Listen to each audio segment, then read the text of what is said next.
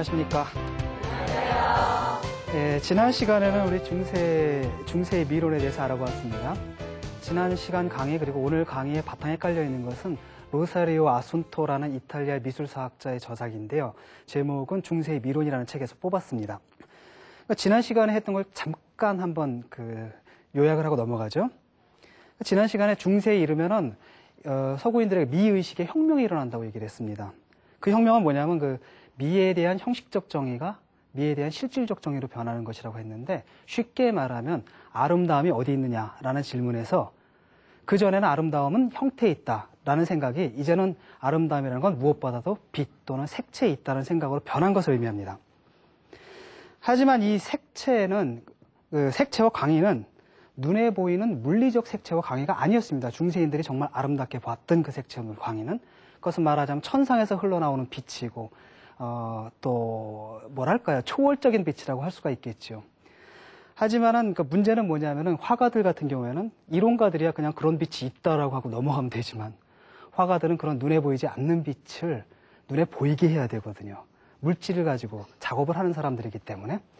이때 중세인들이 이 문제를 해결할 수 있는 유일한 방법은 뭐였습니까?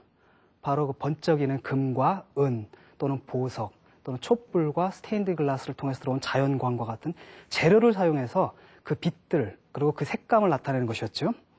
그래서 제가 오늘 저의 소장품을 가져왔습니다. 지난번에 말씀드렸던 것인데, 이게 이제 팩시밀리본입니다. 중세 세미라의 팩시밀리본이라고 해서 그대로 본을 뜨고 실제로 장인들이 금분을 여기다 작업을 한 거예요. 금분을 묻힌 거거든요. 그래서 여기에 묻어있는 게 실제 금입니다. 그리고 이게 이제 전체를 다 이렇게 했다고 거의 가격이 몇천만 원대에 달하겠지만은, 저야 이제 제 경제력으로 그걸 할 수가 없고, 그래서 이제 한 페이지만 샀습니다. 이것도 꽤 비싸요. 밑에 보증서가 나와 있는데 27K라고요. 자, 이걸 보면 아시겠지만은 아주 번쩍번쩍이죠? 네. 이런 것이 바로 중세 사람들이 그 재료를 이용해가지고 그림을 그렸다라는 겁니다. 그런데 이제 르네상스에 들어오면은 이 금색, 이런 것들이 진짜 재료를 사용해서 이 금색을 표현하는 게 아니라 물감으로 처리를 해버리게 되죠. 어쨌든 이런 식으로 중세 사람들은 재료를 이용해가지고 천상의 빛을 상징을 했는데, 그때 사용한 방법이 바로 UV라는 겁니다. 가령 이제 여러분들이 스테인드 글라스를 통해가지고 빛이 쏟아져 내려올 때, 사실 천상이라는 곳 여러분이 가본 적이 있습니까? 아무도 가본 적이 없죠. 그럴 때 뭐라고 얘기를 하냐면, 한번 느껴봐라. 천국, 우리가 나중에 죽어서 가게 될 그 천국이라는 것은 아마도 이와 비슷한 것이 아니겠느냐. 느껴라. 이런 식의 UV를 통해서 천상을 암시하고 상징을 했던 겁니다. 그러다 보니까 결국 중세예술이 현대예술의 원리와 상당히 비슷해지죠. 중세예술가들의 과제가 뭐였습니까?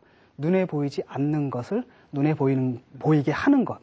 말하자면 가시적인 것을 재현하는 게 아니라 비가시적인 걸 가시화하는 것. 바로 이것은 현대예술의 원리랑 일치합니다.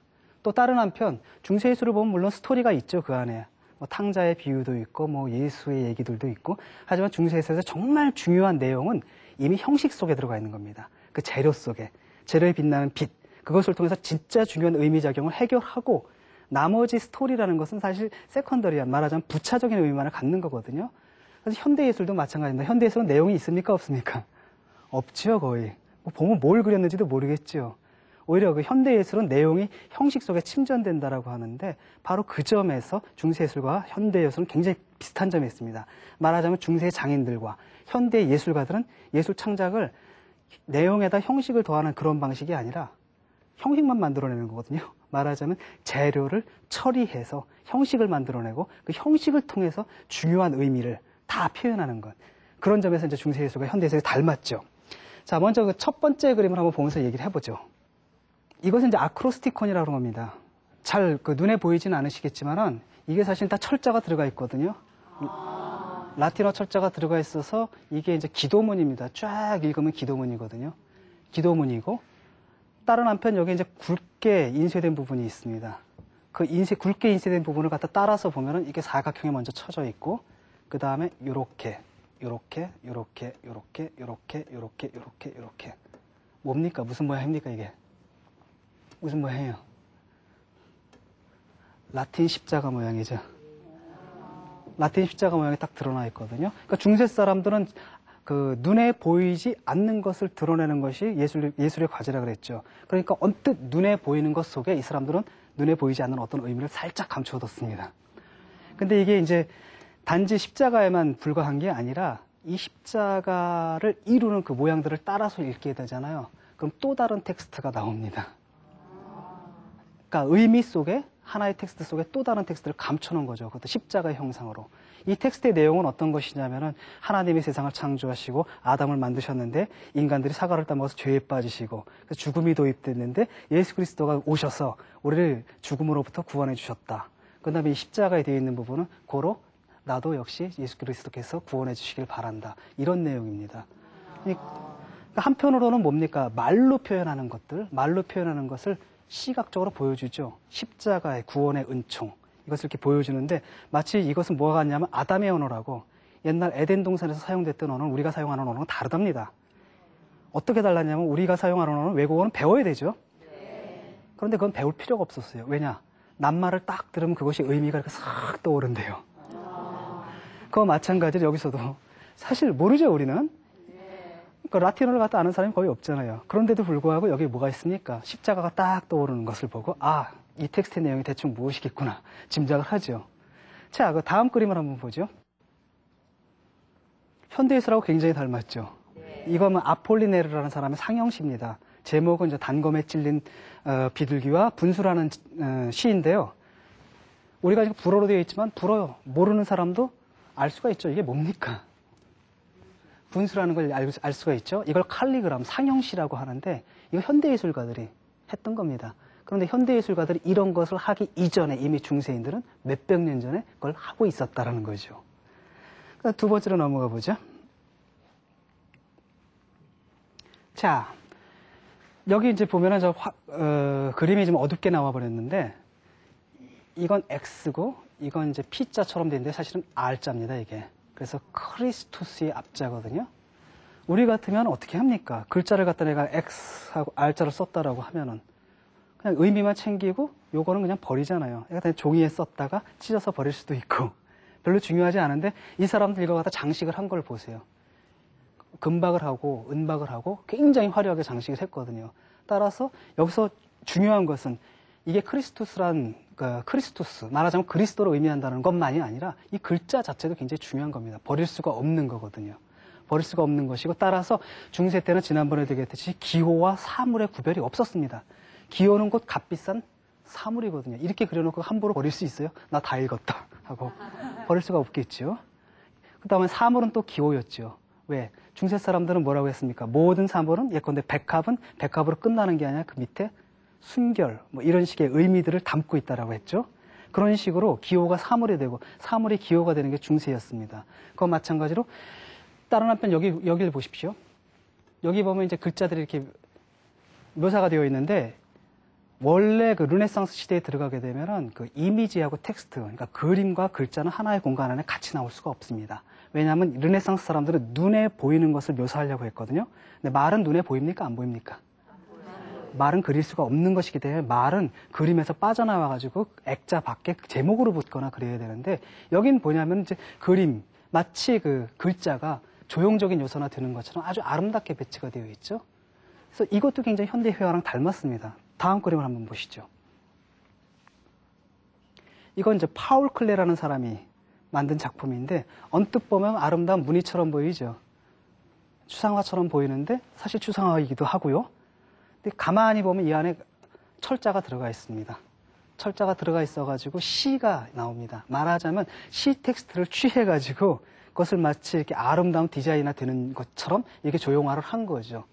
그러니까 파울 클레라는 사람이 들어와서 최초로 그러니까 한 그림 안에 이미지와 뭐가 들어옵니까? 글자가 같이 나란히 있게 되었는데 이건 파울 클레가 처음 한 게 아니라 중세 사람들은 이미 몇백 년 전에 이미 그걸 하고 있었다라는 거죠. 그게 가능했던 것은 현대인들과 중세인들이 똑같이 르네상스 화가들이 갖고 있었던 전제를 인정하지 않는 겁니다. 맞아요. 회화라는 건 단지 시각적인 공간, 3차원 공간의 재현이다. 이런 것들을 믿지 않고 또는 그걸 받아들이지 않기 때문에 이런 현상이 가능한 거죠. 자, 그 다음 한번 보죠.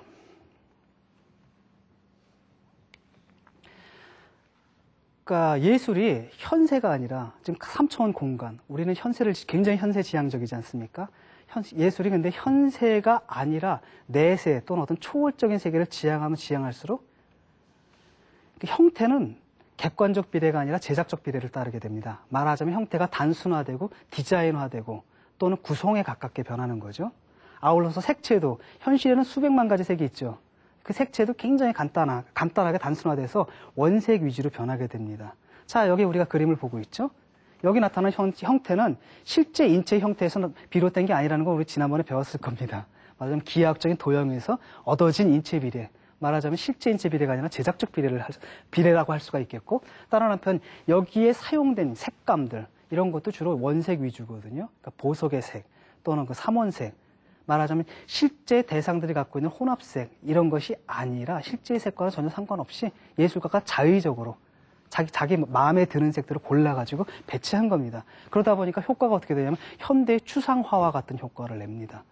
왜냐하면은 르네상스 회화에서는 르네상스 이후 19세기까지 회화에서는 형태는 뭘 닮아야 되냐? 묘사하는 대상의 윤곽을 그대로 닮아야 되는 거야. 다른 한편 색채도 바깥에 있는 대상의 고유색을 그대로 닮아야 되거든요. 근데 현대 회화에서는 그런 의무가 없죠. 그러니까 형이 아주 자유롭게 유일합니다. 색채도 닮을 필요가 없이 자기 마음대로 쓰는 겁니다. 가령 마티스라는 사람이 한때 뭡니까? 어떤 여인의 피부를 보라색으로 그렸거든요. 그때 막 비평가들이 막 욕을 했습니다. 아니 어떻게 사람의 살색이 보라색일 수 있느냐. 근데 마티스는 다른 걸 하려고 했거든요. 색이 왜 반드시 바깥에 있는 대상들을 재현하는 데 사용돼야 되냐. 색은 독자의 가치가 있는 것이다. 이런 식으로 현대 화가들은 형과 색을 독립시켜서 자유롭게 유일하려고 하거든요.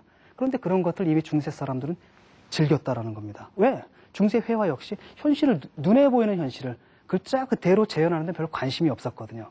그러다 보니까 현대화랑 굉장히 비슷해지는 겁니다. 그러니까 이 그림을 약간 여러분들이 그 초점을 흐려가지고 이 색감만 한번 보세요. 그래가지고 색깔 인상만 딱 받아들이세요. 그 다음에 이제 다음 그림을 한번 보시죠. 어떻습니까? 이 그림이 바로 뭡니까? 제목이 성당입니다. 제목이 성당이거든요. 그러니까 여러분들 스테인드 글라스가 있는 성당에 가가지고 정말 눈을 이렇게 흐리고 거기서 얻어지는 어떤 색채 인상을 갖다가 화폭으로 옮겨놓으면 그냥 그렇게 나오거든요. 그러니까 여기서 우리 그 중세 화가하고 그 요즘 그 현대 화가들이 얼마나 가까운지 알 수가 있는 겁니다. 말하자면 중세는 아직 원근법이 없던 시절이고 현대는 뭐예요? 이미 원근법이 없는 시절이고, 그러니까 원근법을 갖고 있지 않다라는 이런 공통점을 가지고 화가들의 두 시대의 화가들의 그림의 양식이 상당히 비슷해지는 거죠. 자, 이게 이제 추상화도 있었습니다. 그러니까 중세 땐. 다음 그림을 한번 보시죠. 자, 이거는 이제 치마부에라는 사람의 그림이거든요. 이걸 보면 뭘 알 수가 있냐면은 특히 르네상스 초기, 그러니까 고딕 후기 또는 르네상스가 막 시작될 때 그 화가들은 아직 원근법이라는 게 없었어요. 그래서 그러다 보니까 어떤 현상이 벌어지냐면은 원근법은 시점이 딱 하나거든요. 시점이 고정되어 있고 딱 하나여야 됩니다. 그런데 이 사람들이 건물 또는 성을 그릴 때 이건 이제 예루살렘 성을 모델로 한 로마거든요. 실제는 로마인데 그 로마를 갖다가 하늘에서 내려오는 그 천상의 예루살렘에 비유해서 그린 그림인데 여기 보면 알 수 있겠지만 이쪽 문을 바라보는 시각과 말하자면 성문이 있으면 성을 갖다가 정면에서 바라보는 시각이 있죠. 근데 그걸 그리게 되면 근데 문제는 뭐냐면 성문 안에 있는 바깥에 있는 건물들이 보여요, 안 보여요? 성벽이 높으니까 잘 안 보이겠죠. 그럴 때는 어떻게 되냐면 조감도를 봅니다. 또 여러분이 하늘에 새처럼 날아 올라가지고 도시를 탁 보는 겁니다. 그러면 건물들이 어떻게 되겠어요? 이렇게 나오겠죠. 그걸 합쳐버리면 이런 식으로. 그러니까 마치 사실은 이게 굉장히 이게 이제 여기는 고층 빌딩, 엠파이어 스테이트 빌딩처럼 올라왔지만 사실 올라온 게 아닙니다.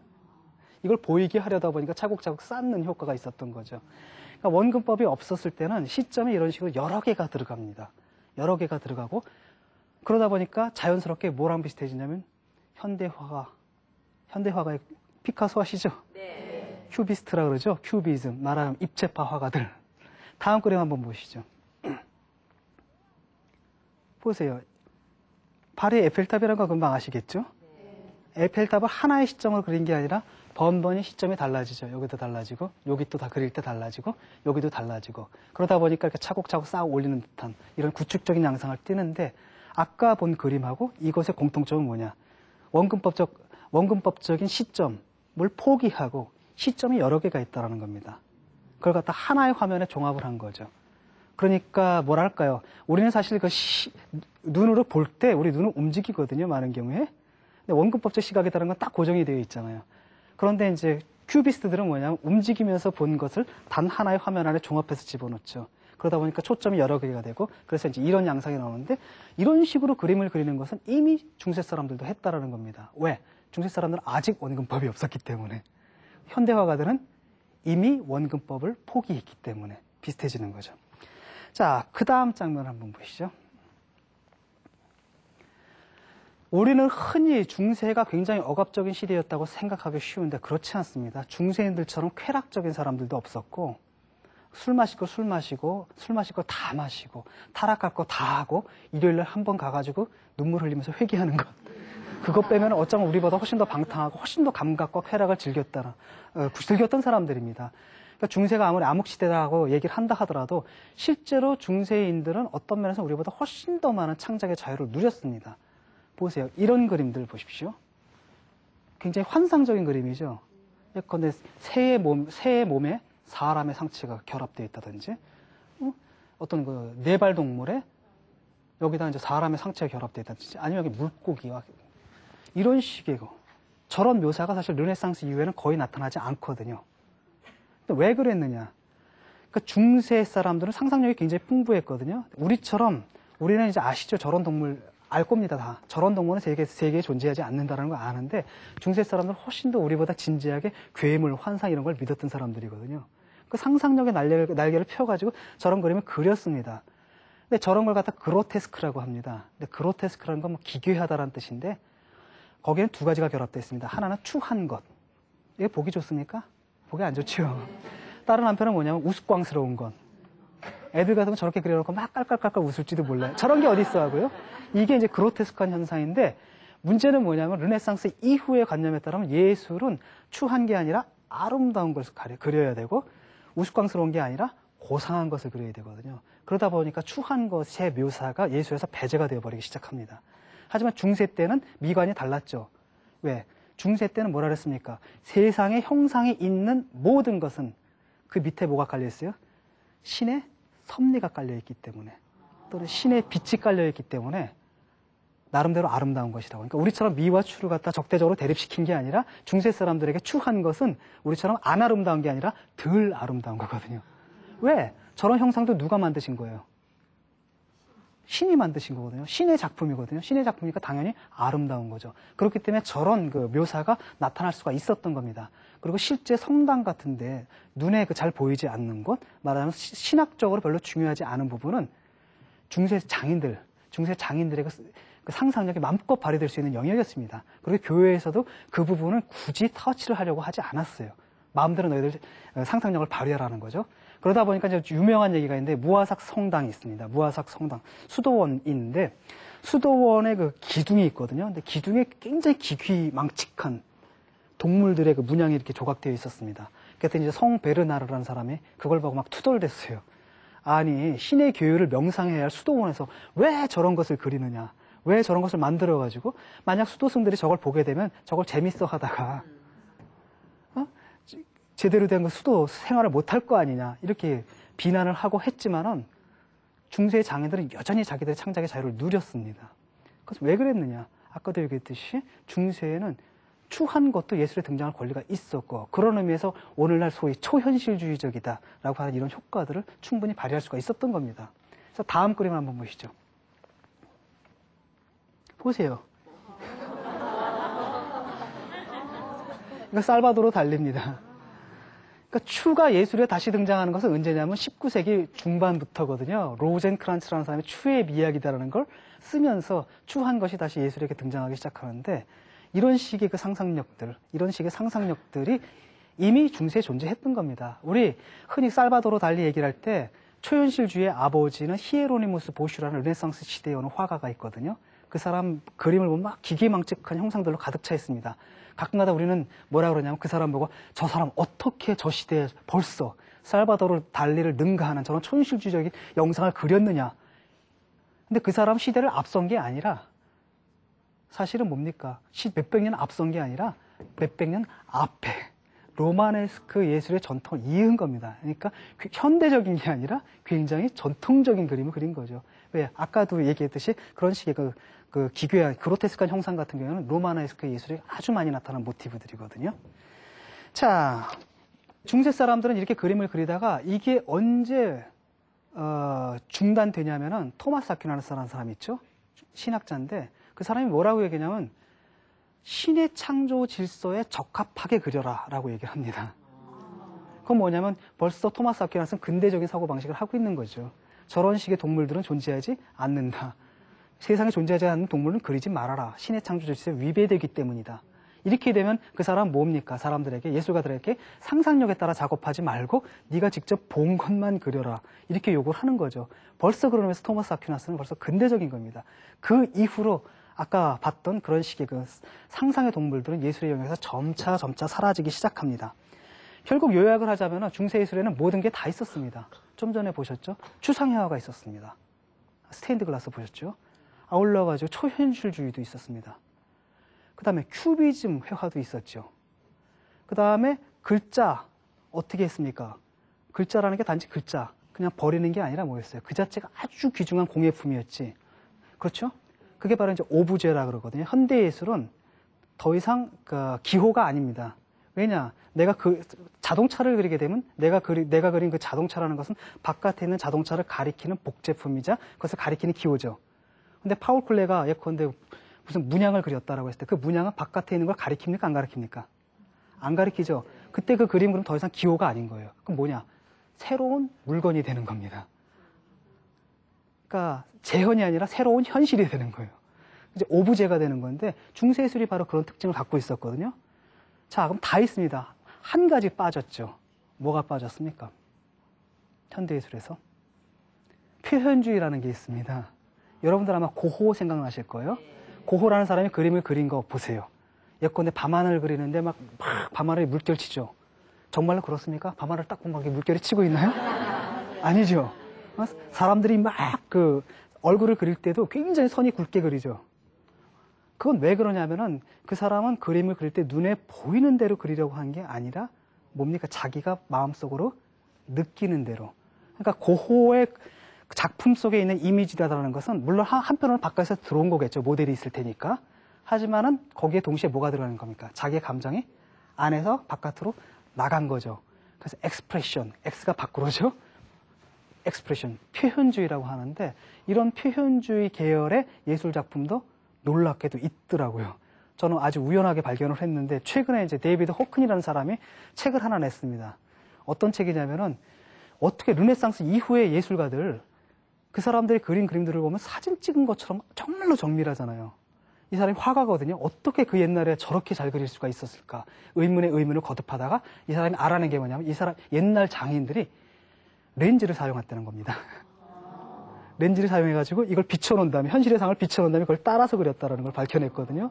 그 과정에서 이 사람이 아주 우연하게 발견했는데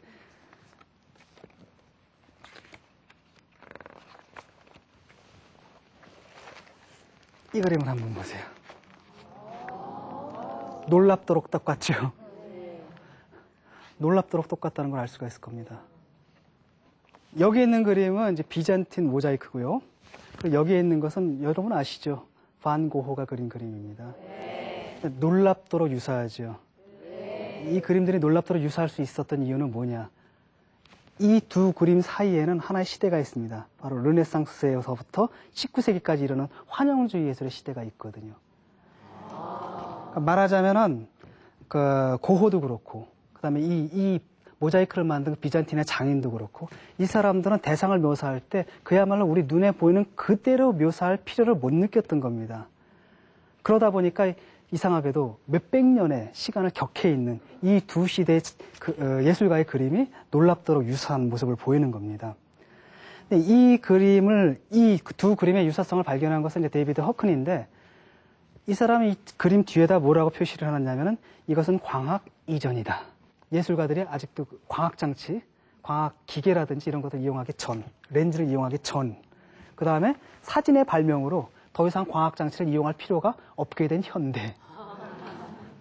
그러니까 광학이다라는 광학의 시대를 사이에 두고 옛날 그림과 현대의 그림이 놀랍게 일치하는 그런 현상을 보이는 거죠. 자, 지금까지 한 것은 좀 전에 얘기했듯이 그 로사리오 아순토라는 사람의 그 중세의 미론에서 나오는 얘기입니다. 이 사람이 한편으로는 그러니까 중세의 아름다움이라는 것은 중세의 아름다움이라는 것은 형태에 있는 게 아니라 무엇보다도 색채에 있었다라는 것을 먼저 얘기를 하고 그 다음에 그러다 보니까 중세 예술이 얼마나 현대 예술과 가까워지는지를 쭉 나열을 했습니다. 근데 제가 오늘 여러분께 소개시켜드린 그림들은 제가 스스로 이제 고른 거거든요. 그러니까 하지만 이 사람의 이론적 틀은 로사리오 아순토에서 배운 것이고 받아온 것이고 그림들을 고르고 찾은 것은 이제 제가 스스로 한 것이고요. 자, 오늘 강의는 이제 여기서 마치기로 하지요. 다음 시간에는 이제 중세를 넘어가지고 또다시 색채가 아니라 형이 부활하는 시대로 돌아옵니다. 그게 무슨 시대겠습니까? 르네상스겠죠. 르네상스 예술의 원리에 대해서 살펴보기로 하겠습니다. 감사합니다.